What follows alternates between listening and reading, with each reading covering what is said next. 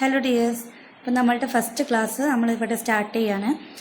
നമ്മളുടെ ഈ ഒരു 5 ദിവസത്തെ ഫ്രീ ക്ലാസ്സിൽ നമ്മൾ ഫസ്റ്റ് സ്റ്റാർട്ട് ചെയ്യുന്നത് ഹാൻഡ് എംബ്രോയ്ഡറിയിൽ നിന്നിട്ടാണ്. അപ്പോൾ ഹാൻഡ് എംബ്രോയ്ഡറി പലർക്കും അറിയുന്നവരുണ്ടാവും, അറിയാത്തവരുണ്ടാവും. അപ്പോൾ നമുക്ക് ഹാൻഡ് എംബ്രോയ്ഡറിക്ക് വേണ്ടിയിട്ട് എന്തൊക്കെ വേണം, മെറ്റീരിയൽസ് എന്തൊക്കെ വേണം എന്നൊന്ന് പരിചയപ്പെടാം. ഇതാണ് ഹൂപ്പ് എന്ന് പറയുന്നത്. അപ്പോൾ ചിലർ എംബ്രോയ്ഡറി റിങ് എന്നൊക്കെ പറയും. ഇതിൻ്റെ പേരാണ് ഹൂപ്പ്. ഹൂപ്പ് 2 ഹൂപ്പുകളായിട്ടാണ് വരുന്നത്. ഒരു സെറ്റ് എന്ന് പറഞ്ഞത് 2 ഹൂപ്പാണ്, ഒന്നിൽ സ്ക്രൂ ഉണ്ടാവും. പിന്നീട് വേണ്ടത് നമുക്ക് വൈറ്റ് മല്ലു ക്ലോത്ത് അല്ലെങ്കിൽ പോപ്ലിൻ ക്ലോത്ത് എന്ന് പറയുന്നതാണ്. പിന്നീട് വേണ്ടത് നമുക്ക് ത്രെഡ്. നമുക്ക് എംബ്രോയ്ഡറി ചെയ്യാൻ വേണ്ടിയിട്ട് എംബ്രോയ്ഡറി ത്രെഡുകൾ അവൈലബിൾ ആണ്. നമുക്ക് പല കമ്പനിയുടെ ത്രെഡുകൾ അവൈലബിൾ ആണ്. ഇത് വരുന്നത് രംഗോളി ത്രെഡാണ്. അതുപോലെ തന്നെ എംബ്രോയ്ഡറി ചെയ്യാൻ വേണ്ടിയിട്ട് നമ്മൾ യൂസ് ചെയ്യുന്ന സൂചി, എംബ്രോയ്ഡറി പിന്നെന്ന് പറഞ്ഞാൽ അത്യാവശ്യം ലെങ്ത്തുള്ള, കുറച്ച് വണ്ണുള്ള, അതുപോലെ തന്നെ ഹോൾസ് ഇതുപോലെ വരുന്ന ഒരു ഹോളുള്ള എംബ്രോയ്ഡറിയുടെ സൂചി നമുക്ക് അവൈലബിൾ ആണ്. ഷോപ്പിലൊക്കെ എംബ്രോയ്ഡറി സൂചി ചോദിച്ചു കഴിഞ്ഞാൽ കിട്ടും. ഇത്രയും കാര്യങ്ങളാണ് നമുക്ക് മെയിനായിട്ട് വേണ്ടത്. പിന്നെ നമുക്ക് ത്രെഡ് കട്ട് ചെയ്യാൻ വേണ്ടിയിട്ടുള്ളൊരു ട്രിമ്മർ ആവശ്യമുണ്ട്. അതുപോലെ തന്നെ പിക്ചർ വരയ്ക്കാൻ കാർബൺ പേപ്പർ. അപ്പോൾ നേരിട്ട് നമ്മൾ പെൻസിൽ കൊണ്ടോ പെന്ന് കൊണ്ടോ ഒന്നും നമ്മൾ ക്ലോത്തിൽ എംബ്രോയ്ഡറിയുടെ ചെയ്യാൻ പാടില്ല. അതിന് വേണ്ടിയിട്ടാണ് നമ്മൾ യെല്ലോ കാർബൺ പേപ്പർ നിർബന്ധമായിട്ടും വാങ്ങിക്കണം എന്ന് പറയാൻ കാരണം. ഹാൻഡ് എംബ്രോയ്ഡറി പഠിച്ചവർക്ക് അറിയാം, നമ്മൾ നിർബന്ധമായിട്ടും യെല്ലോ കാർബൺ പേപ്പർ വെച്ചിട്ടാണ് വരയ്ക്കാറുള്ളത്. നമ്മൾ ഈ ഒരു പിക്ചറിനെ എങ്ങനെയൊക്കെ വരക്കും എന്നുള്ളതും ഹാൻഡ് എംബ്രോയ്ഡറിയിൽ എന്തൊക്കെയാണ് വരുന്നത് എന്നുള്ളതൊക്കെ നമുക്ക് നോക്കാം. ഹാൻഡ് എംബ്രോയ്ഡറി നമുക്ക് ഫസ്റ്റ്, അപ്പോൾ തീരെ അറിയാത്തവരുണ്ടാവും, അറിയുന്നവരുണ്ടാവും. അപ്പോൾ അറിയാത്തവർക്ക് വേണ്ടിയിട്ട് നമുക്ക് സ്റ്റാർട്ട് ചെയ്യുന്നത് തന്നെ ചെറിയ ഒരു സ്റ്റിച്ചിൽ നിന്നിട്ട് തന്നെ സ്റ്റാർട്ട് ചെയ്യാം. നമ്മളുടെ മല്ലു ക്ലോത്തിനെ നമ്മൾ ഇതുപോലെ നിവർത്തി വെക്കാം. നിവർത്തി വെച്ചിട്ട് നമ്മളുടെ ഹൂപ്പ് എടുക്കുക. ഈ ഹൂപ്പിൻ്റെ 2 എണ്ണം സ്പ്ലിറ്റ് ചെയ്തതിന് ശേഷം ഈ ഒരു ഫുൾ റൗണ്ട് വരുന്ന ഹൂപ്പിനെ അടിവശത്ത് വെച്ച് ഈ ക്ലോത്തിന് മുകളിൽ വരുന്ന രീതിയിൽ വെച്ച് കൊടുക്കുക. അപ്പോൾ ഈ ഹൂപ്പിൻ്റെ 4 സൈഡ്, അതായത് ഫുൾ റൗണ്ടിൽ നമുക്ക് കുറച്ച് ഗ്യാപ്പ് വേണം. 1 ഇഞ്ചിലെങ്കിലും ഗ്യാപ്പ് ഇട്ടിട്ട് വേണം നമ്മൾ ഇതുപോലെ വെച്ച് കൊടുക്കാൻ വേണ്ടിയിട്ട്. ഇനി നമ്മൾ ഈ ഒരു സ്ക്രൂ വരുന്ന ഹൂപ്പിനെ മുകളിൽ വെച്ച് കൊടുക്കുകയാണ്. വെച്ച് കൊടുത്ത് നമ്മളിതിനെ അമർത്തി കൊടുക്കുക. ഈ ഒരു ഹൂപ്പിൽ സെറ്റാക്കി കൊടുക്കുക. സെറ്റാക്കി കൊടുക്കുമ്പോൾ നമ്മൾ ഈ ഒരു സ്ക്രൂവിനെ ലൂസാക്കി കൊടുത്തു കഴിഞ്ഞാൽ പെട്ടെന്ന് ഇതിൽ നമുക്ക് വെക്കാൻ കഴിയും. ഇനി നമ്മളെന്ത് ചെയ്യുക, വെച്ച് കഴിഞ്ഞാൽ നല്ലോണം ടൈറ്റാക്കി കൊടുക്കുക. നല്ലോണം നമ്മൾ ടൈറ്റാക്കി കൊടുക്കണം. ഈ ഒരു ഹൂപ്പിനെ നമ്മൾ ഇതുപോലെ ടൈറ്റാക്കി കൊടുത്ത് ക്ലോത്തിന് എല്ലാ സൈഡിലും ക്ലോത്തിനെ ഇതുപോലെ ടൈറ്റാക്കി വലിച്ചു കൊടുക്കുക. എന്നാൽ മാത്രമേ നമ്മൾ വർക്ക് ചെയ്ത് കഴിഞ്ഞാൽ ഫിനിഷിങ് കിട്ടുള്ളൂ. നമ്മൾ ഈ ഒരു ഹൂപ്പിൽ നിന്നിട്ട് ഊരിക്കഴിഞ്ഞാലും നമുക്ക് ഫിനിഷിങ് കിട്ടണം, വർക്ക് ഫിനിഷിങ് കിട്ടണം എന്നുണ്ടെങ്കിൽ നമ്മൾ ഇതുപോലെ ടൈറ്റാക്കി പിടിച്ചു കൊടുക്കുക. ഇതുപോലെ ശബ്ദം വരുന്ന രീതിയിൽ വേണം നമ്മൾ ടൈറ്റാക്കി കൊടുക്കാൻ വേണ്ടിയിട്ട്. ഇതുപോലെ ടൈറ്റാക്കി കഴിഞ്ഞാൽ നമ്മൾ നെക്സ്റ്റ് ചെയ്യേണ്ട കാര്യം എന്ന് പറഞ്ഞാൽ, നമ്മൾ ഹാൻഡ് എംബ്രോയ്ഡറി സാധാരണ നോർമൽ കോഴ്സുകളൊക്കെ പഠിക്കുമ്പോൾ സ്റ്റിച്ച് ബോർഡ് എന്ന് പറഞ്ഞ സംഭവം ഉണ്ടാക്കും. നിങ്ങൾക്ക് അതിൻ്റെ ഒന്നും ആവശ്യം വരുന്നില്ല, ആകെ കുറച്ച് കാര്യങ്ങളുള്ളത് കൊണ്ടാണ്. നമുക്ക് ആദ്യം ഒരു കറക്റ്റ് ഒരു ലൈന് വരച്ചു കൊടുക്കാം. ഇതിന് മുകളിൽ നമ്മൾ ഫസ്റ്റത്തെ നമ്മൾ സ്റ്റിച്ചുകളിൽ നമ്മളെപ്പോഴും പഠിക്കുന്നത് റണ്ണിങ് സ്റ്റിച്ചാണ്. അപ്പോൾ റണ്ണിങ് സ്റ്റിച്ചെന്ന് എഴുതി കൊടുക്കുക. നിങ്ങൾക്ക് പഠിക്കാൻ വേണ്ടിയിട്ടാണ് കേട്ടോ റണ്ണിങ് സ്റ്റിച്ചെന്ന് എഴുതാൻ പറയുന്ന. പേരുകളൊന്നും മറന്നു പോകാണ്ടിരിക്കാൻ വേണ്ടിയിട്ട് റണ്ണിങ് സ്റ്റിച്ച് 3 എന്ന് എഴുതാം. അപ്പോൾ ഈ 3 എന്താണെന്ന് വെച്ചാൽ നമ്മളുടെ ത്രെഡ് വരുന്നത്, ഹാൻഡ് എംബ്രോയ്ഡറിയുടെ ത്രെഡ് വരുന്നത് ഈ ഒരു രൂപത്തിലാണ്. ഇതിന് ഇതുപോലെ 2 എൻഡിങ്ങും ഓപ്പണിങ്ങും ഭാഗം ഉണ്ടാവും. അപ്പോൾ ഒന്നിങ്ങനെ വലിച്ചു കഴിഞ്ഞാൽ പെട്ടെന്ന് ഇങ്ങനെ ഊരിപ്പോരും. ആ ഒരു പോർഷനാണ് നമ്മൾ എടുക്കേണ്ടത്. നമുക്ക് വേണ്ട അത്ര ലെങ്ത്ത് ഇതുപോലെ കട്ട് ചെയ്തെടുക്കാം.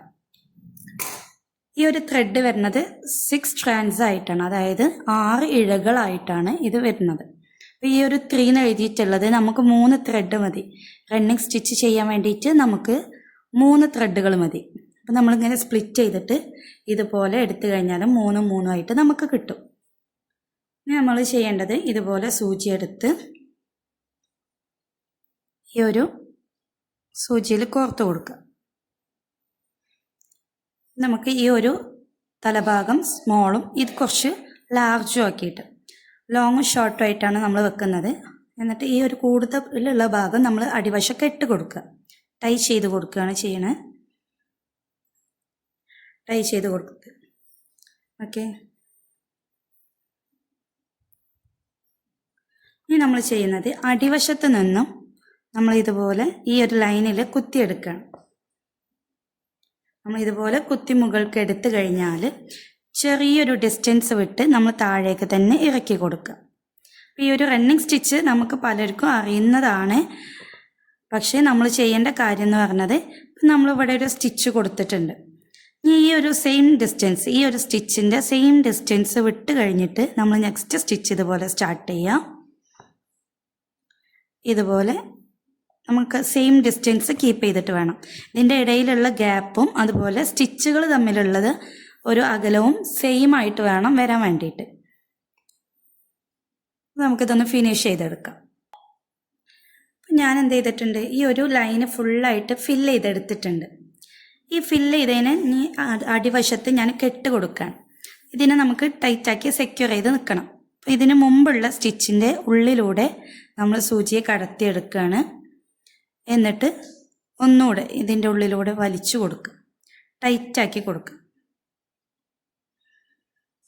വേണം എന്നുണ്ടെങ്കിൽ രണ്ടെണ്ണത്തിൻ്റെ ഉള്ളിലൂടെ ഇങ്ങനെ ടൈറ്റാക്കിയിട്ട് നമുക്ക് കൊടുക്കാം. ഇനി നെക്സ്റ്റ് നമ്മൾ ചെയ്യേണ്ടത് എന്താണെന്ന് വെച്ചാൽ ഇതിൻ്റെ ഈ ഒരു റണ്ണിങ് വെച്ചിട്ട്, ഈ ഒരു സ്റ്റിച്ച് വെച്ചിട്ട് നമ്മളൊരു പിക്ചർ ചെയ്യണം. ഞാൻ ജസ്റ്റ് ഒരു ഡെമോ കാണിച്ചു തരാം. ഞാൻ ഈ ഒരു പേപ്പറിൽ ഒരു ഫ്ലവർ വരയ്ക്കണം. നിങ്ങൾക്ക് പിൻട്രസ്റ്റിലൊക്കെ നോക്കിക്കഴിഞ്ഞാൽ ഒരുപാട് പിക്ചേഴ്സ് കിട്ടും. അല്ല എന്നുണ്ടെങ്കിൽ കുട്ടികളുടെ ബുക്കിലൊക്കെ ഉണ്ടാവും, ഒരുപാട് പിക്ചേഴ്സ് നമുക്ക് അവൈലബിൾ ആയിട്ട് കിട്ടും. അങ്ങനെയുള്ള പിക്ചേഴ്സൊക്കെ എടുത്തിട്ട് ചെയ്യുക. ഇതുപോലെ കുഞ്ഞു കുഞ്ഞു പിക്ചറല്ല, നല്ല പിക്ചേഴ്സൊക്കെ വെച്ചിട്ട് ചെയ്യുക കേട്ടോ. നമ്മൾ ചെയ്യേണ്ടത് ഇതുപോലെ കാർബൺ പേപ്പറിൻ്റെ ഈ യെല്ലോ പോർഷന് നമ്മളുടെ ക്ലോത്തിൽ ഇങ്ങനെ അറ്റാച്ച് ചെയ്ത് കൊടുക്കുക. എന്നിട്ട് നമുക്ക് നമ്മളുടെ കയ്യിൽ എന്ത് പിക്ചറാണോ ഉള്ളത് അത് ഇതുപോലെ മുകളിൽ വെച്ച് കൊടുക്കുക. എന്നിട്ട് ഇതിൻ്റെ മുകളിലൂടെ പലർക്കും അറിയുന്നുണ്ടാവും സ്കെച്ചൊക്കെ എടുക്കാൻ. ആ സെയിം മെത്തേഡാണ് നമ്മൾ ചെയ്യുന്നത്. ഓക്കെ, ഇതുപോലെ വരച്ചെടുക്കുക. ഇതിന് മുകൾ കൂടെ വരയ്ക്കുമ്പോൾ ഇതിൻ്റെ ഒരു യെല്ലോ പോർഷന്, യെല്ലോ കാർബൺ പേപ്പർ വെച്ചിട്ട് വരയ്ക്കുമ്പോൾ യെല്ലോ കളറിൽ ഇതുപോലെ കിട്ടും. ഇനി നമ്മൾ ചെയ്യേണ്ടത് ഈ ഒരു റണ്ണിങ് വെച്ചിട്ട് ഈ ഒരു ഫ്ലവറിനെ ഫില്ല് ചെയ്തെടുക്കുക എന്നുള്ളതാണ്. എങ്ങനെ ഫില്ല് ചെയ്തെടുക്കുക എന്നുള്ളതും കൂടെ കാണിച്ചു തരാം കേട്ടോ. നമ്മൾ ഇതുപോലെ റണ്ണിങ് വെച്ചിട്ട് തന്നെ ചെയ്ത് കൊടുക്കുക. അപ്പോൾ ഇതൊക്കെ ഔട്ട്ലൈൻസ് ആണ്. നമ്മൾ റണ്ണിങ് സ്റ്റിച്ച് എന്നൊക്കെ പറയുന്നത് ഔട്ട്ലൈൻ ചെയ്ത് കൊടുത്ത് എടുക്കുന്ന വർക്കാണ്. അപ്പോൾ കൈവഴക്കം കിട്ടാൻ വേണ്ടിയിട്ടാണ് നമ്മൾ ഫസ്റ്റ് തന്നെ റണ്ണിങ് സ്റ്റിച്ചിൽ നിന്ന് സ്റ്റാർട്ട് ചെയ്യുന്നത്. നിങ്ങൾക്കൊരു ഐഡിയ കിട്ടും വേണമല്ലോ. നമ്മൾ ആദ്യം തന്നെ ഹെവി ആയിട്ടുള്ള എന്തെങ്കിലും പഠിച്ചു കഴിഞ്ഞാൽ നിങ്ങൾക്ക് ഒന്നും ക്ലിയർ ആവില്ല.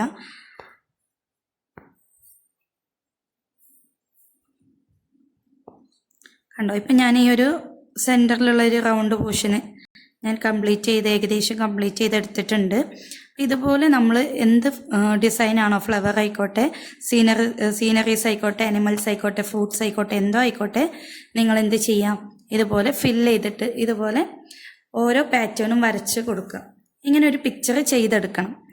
ഞങ്ങളൊരു സ്റ്റിച്ച് പഠിക്കുമ്പോൾ ഒരു പിക്ചർ ഇതുപോലെ ചെയ്തെടുക്കാം.